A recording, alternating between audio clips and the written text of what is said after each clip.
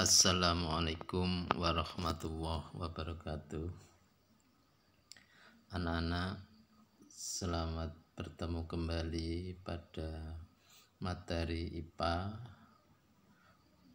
Pertemuan ketiga kali ini masih tetap tentang listrik statis. Yang kita bicarakan antara lain bagaimana kita mengetahui aliran muatan listrik dan juga beda potensial dan energi listrik.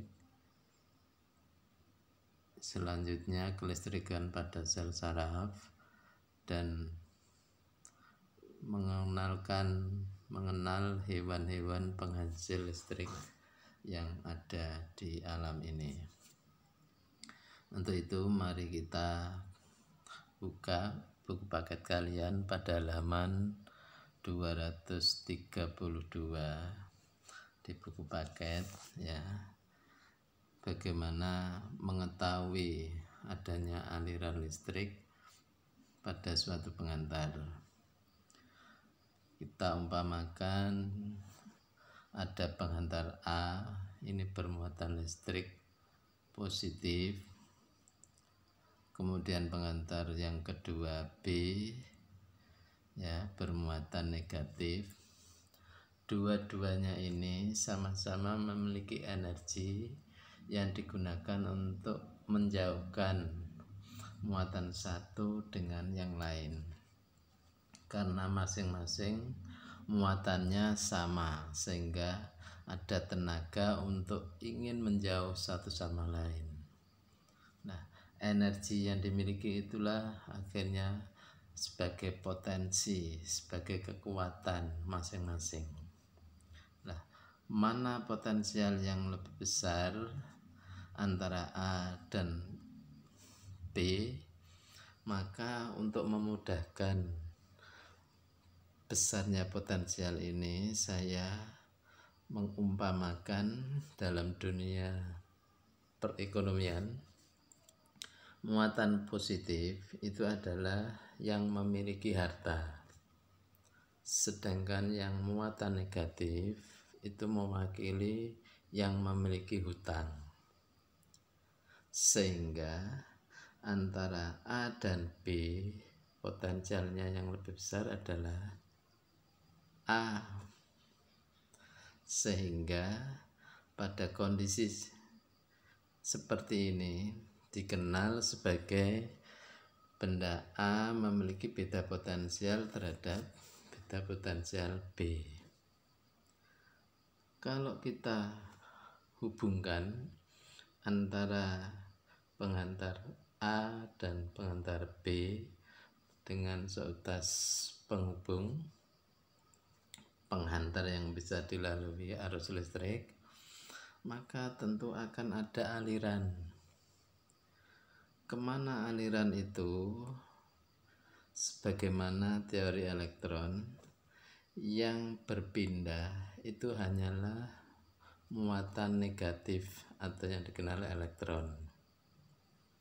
Sehingga jika terjadi seperti itu, gambarannya dapat kita lihat seperti ini.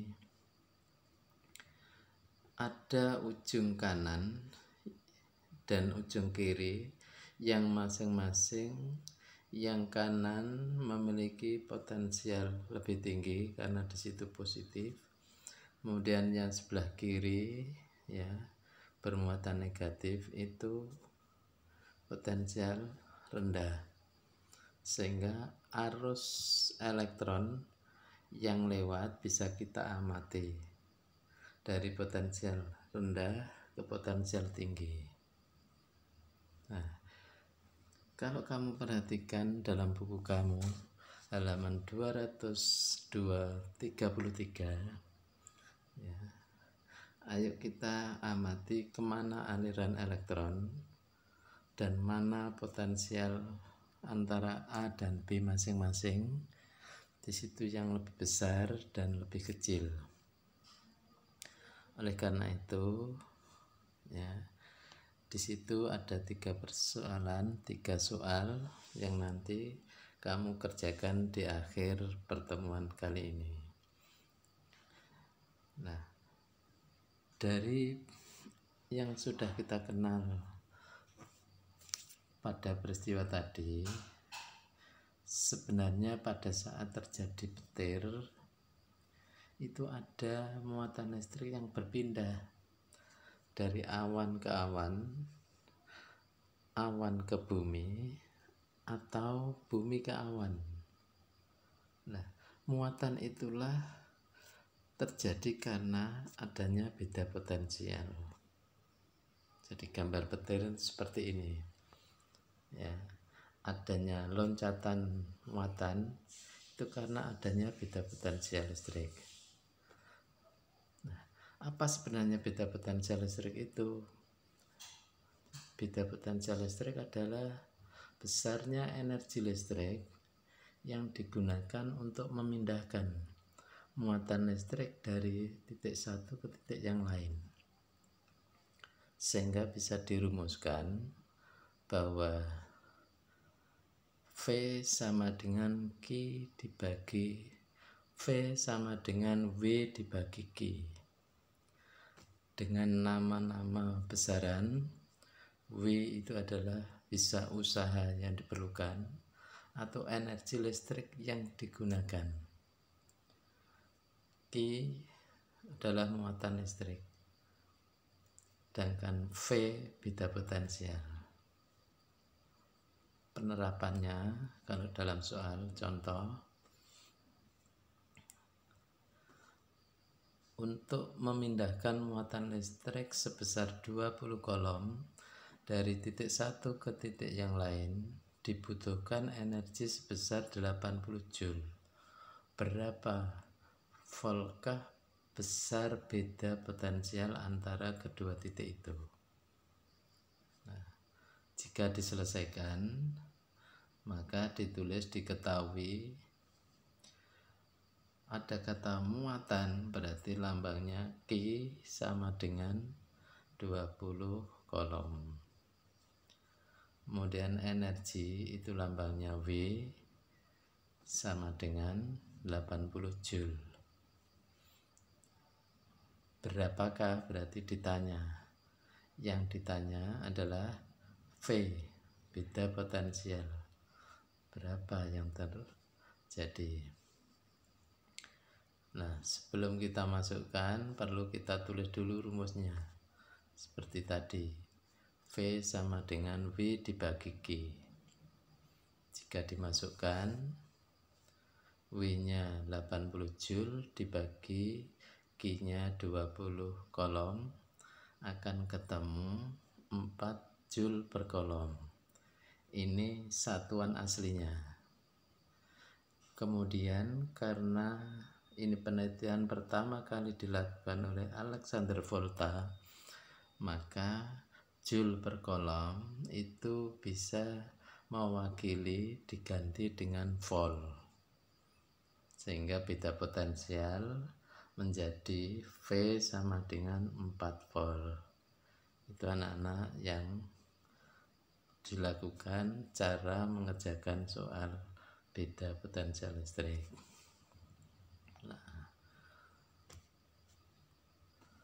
selanjutnya pada bab ini kita buka tentang bagaimana aliran listrik dalam jaringan saraf ya. Kita kenal bahwa di dalam tubuh kita ada gambar yang merupakan berjuta-juta sel saraf satu sama lain saling menyambung ya, saling menyambung. Nah, yang jalan itu adalah menunjukkan jalannya arus listrik di dalam sel saraf. Sehingga pada kesempatan ini yang kita pahami nanti adalah tentang kelistrikan yang terjadi pada sel saraf, dan yang kedua mengenal hewan-hewan penghasil listrik. Untuk lebih jelasnya, mari kita lihat halaman 234 tentang kelistrikan pada sel saraf.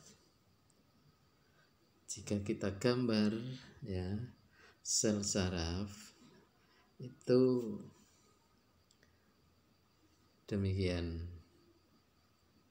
Nah, sel saraf ini memiliki 3 bagian utama, yaitu ada serabut yang pendek yang jumlahnya sekeliling dari bagian yang bulat besar itu sebagai dendrit. Jadi dendrit itu adalah serabut pendek pada sel saraf. Kemudian bagian tengah ya, yang menggelembung itu namanya badan sel. Kemudian serabut yang panjang berwarna kuning ini namanya adalah akson atau neurit. Nah, kemudian saya kenalkan juga yang bagian tengah-tengah badan sel berwarna kuning itu adalah nukleus. Nah, nukleus ini merupakan inti sel. Kemudian masih kembali kepada akson atau neurit. Ini di dalamnya ada semacam serabut-serabut dikenal dengan nama neurofibril yang dibungkus ya, dilapisi bagian luarnya namanya selaput myelin. Ini yang seolah-olah seperti kabel.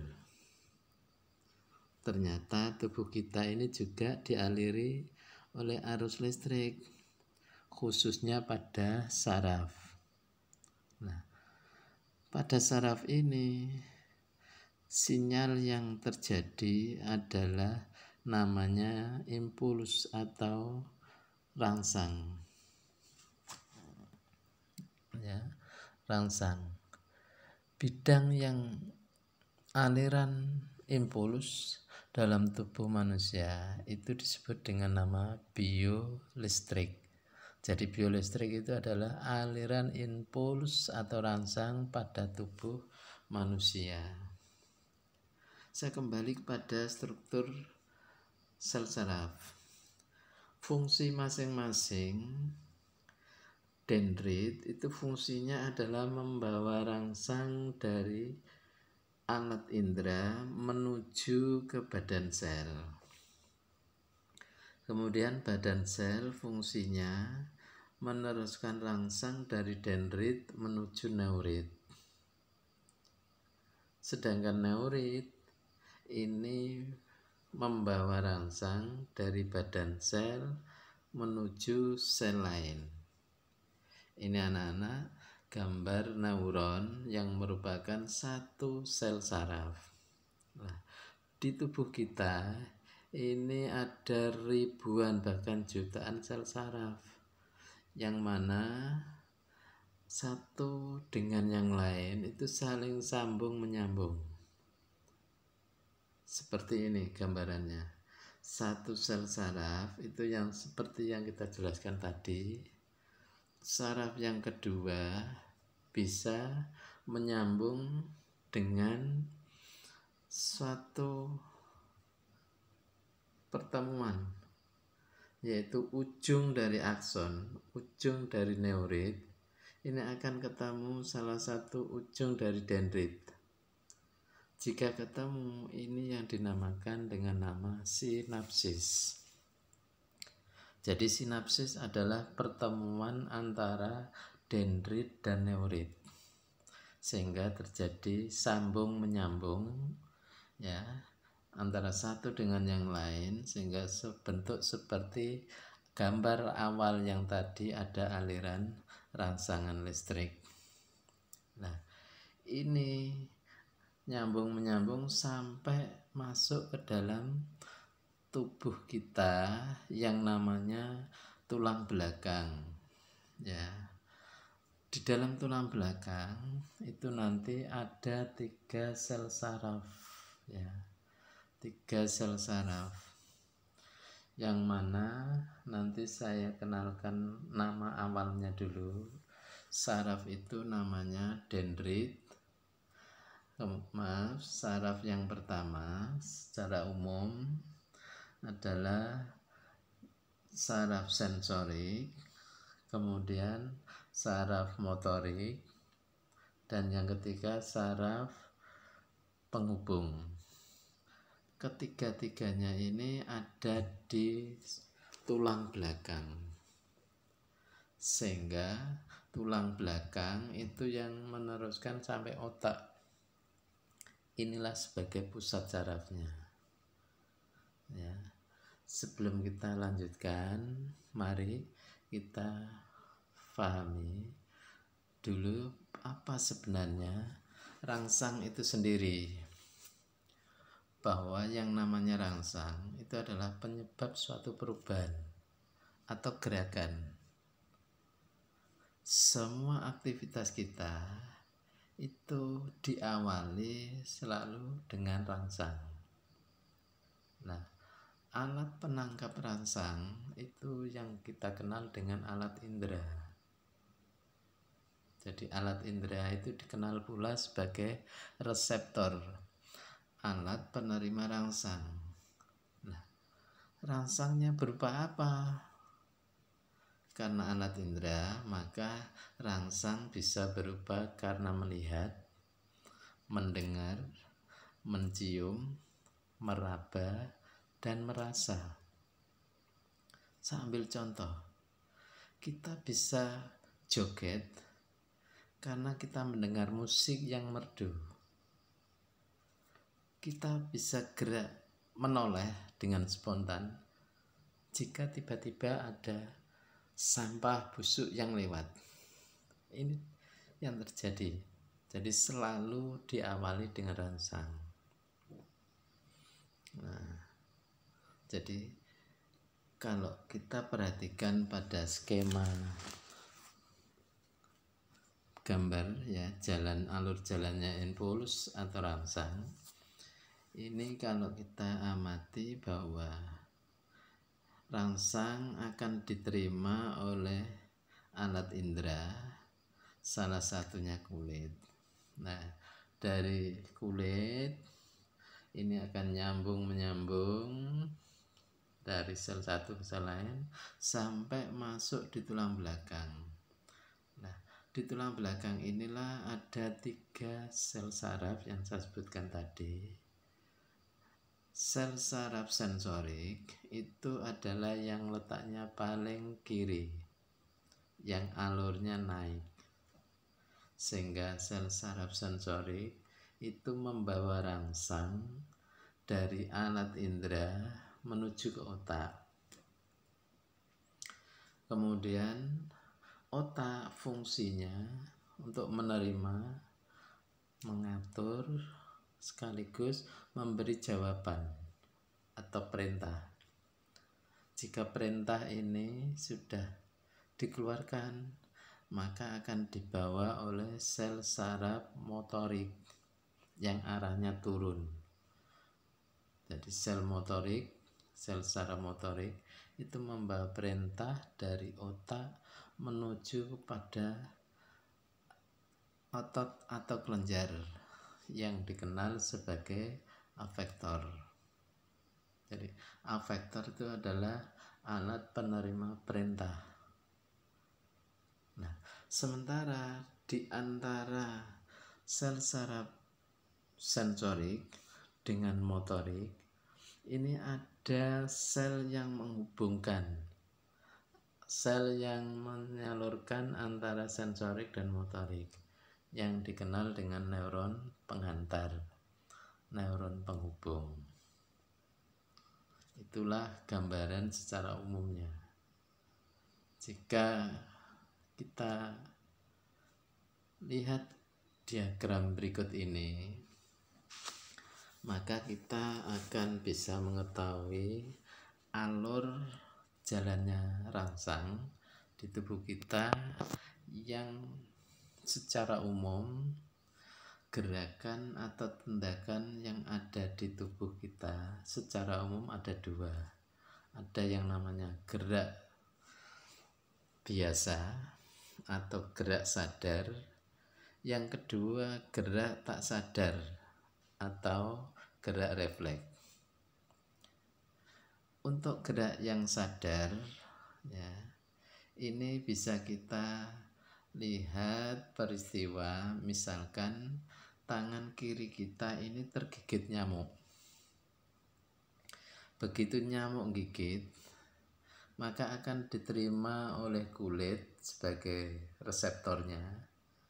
Kemudian dilaporkan menuju otak yang dibawa oleh sensorik, arahnya yang ke atas. Nah, laporannya rangsang itu berupa tangan kiri digigit nyamuk.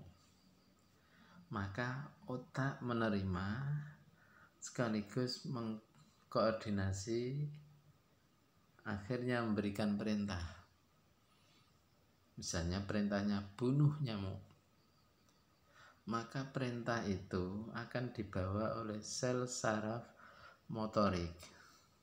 Nah, begitu ada perintah ya, yang diperintah adalah tangan kanan.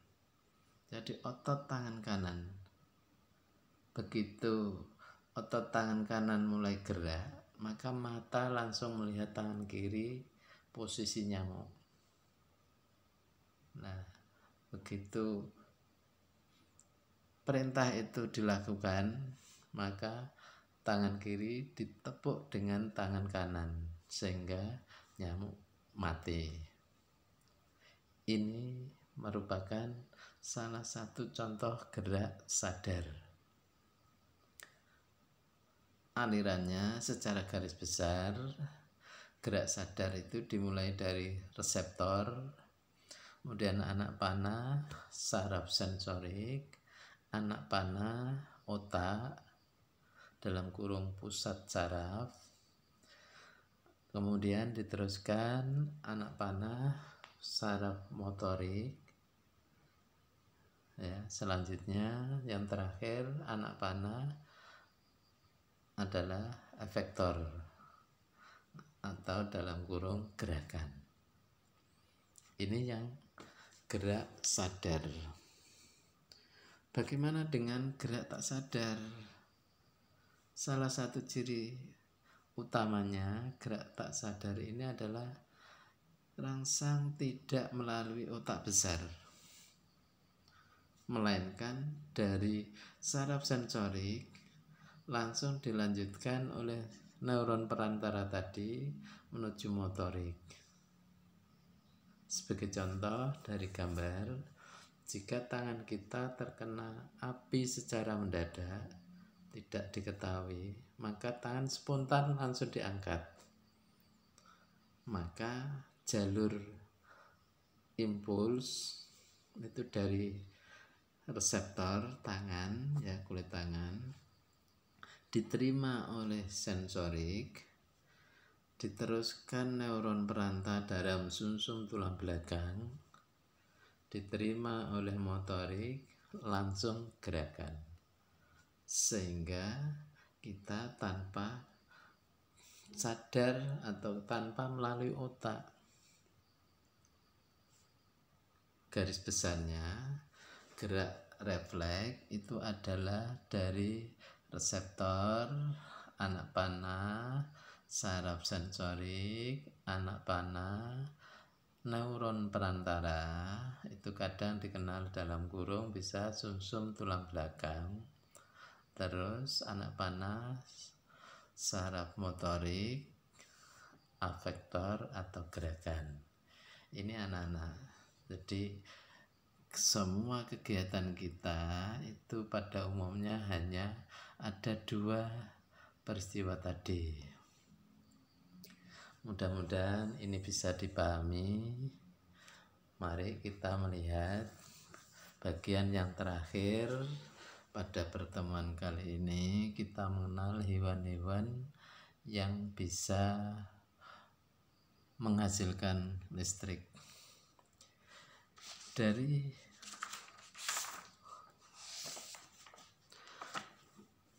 Dari buku kalian bisa kita lihat halaman 330 ya, halaman 247 ya, yaitu yang pertama ikan belalai gajah. Ikan belalai gajah ini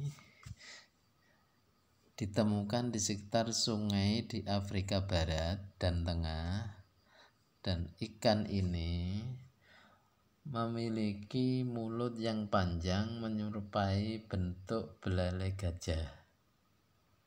Inilah yang dikenal salah satu cirinya sebagai ikan belalai gajah. Nah, pada ikan ini memiliki elektropak yang jumlahnya ribuan pada bagian ekor yang mampu menghasilkan listrik statis ya. Listrik statis yang dihasilkan ya, ini bertegangan tinggi. Jadi pada bagian ekor itu ada elektropak ya, elektropak yang mampu menghasilkan listrik statis bertegangan tinggi. Sel elektropak ini merupakan sel yang menghasilkan muatan negatif pada bagian dalam dan muatan positif pada bagian luar. Pada saat itu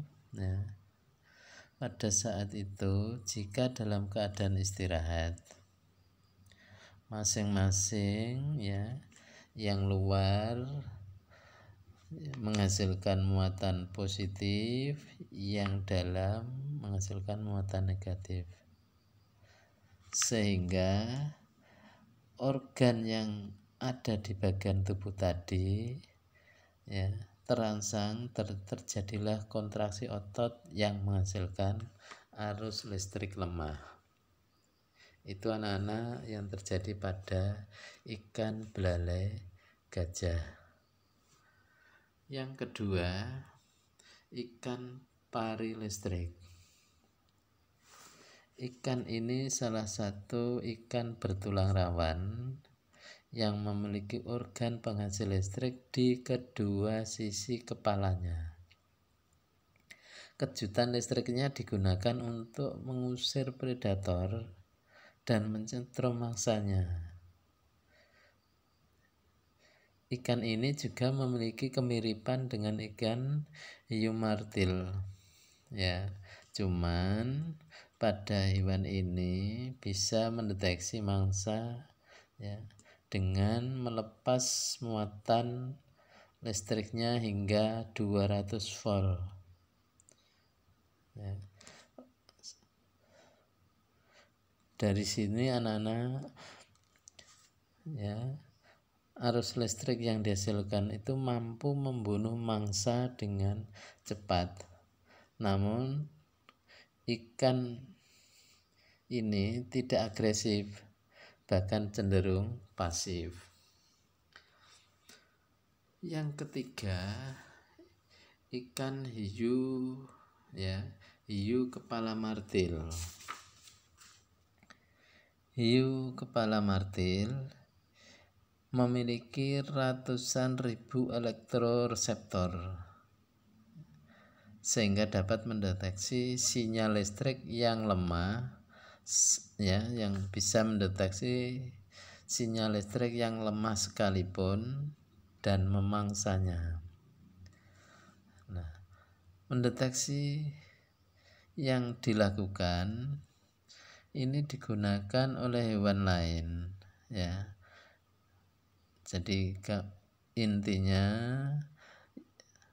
dari muatan listrik yang dihasilkan itu digunakan untuk mendeteksi dari mangsa juga predator, sehingga bisa mendeteksi arus listrik yang bergerak di dalam medan magnet bumi.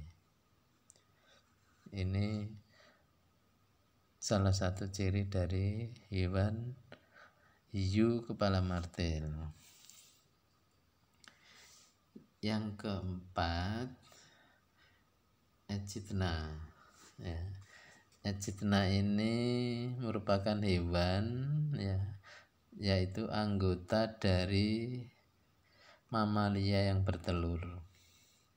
Jadi bentuknya seperti landa, tapi hewan ini memiliki tubuh berduri, kemudian mulutnya memanjang yang berfungsi baik sebagai mulut dan hidung. Bagian moncong itu juga bisa mengirim sinyal-sinyal listrik yang membantu menemukan mangsa seperti serangga sebagai makanannya. Itu ya. Ini salah satu ciri dari echidna. Kemudian yang keempat, belut listrik. Ya, belut listrik, gambarnya seperti itu. Ya, apa cirinya? Ikan ini ditemukan di perairan Amerika Selatan.